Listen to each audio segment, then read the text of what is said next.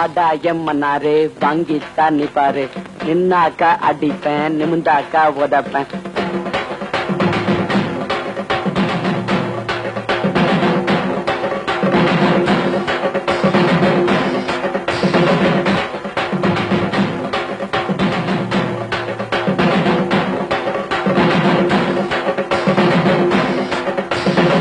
நீங்க அத்தனை பேரு சேர்ந்து முதறதா இருந்தாலும் நான் சந்திக்க தயார்.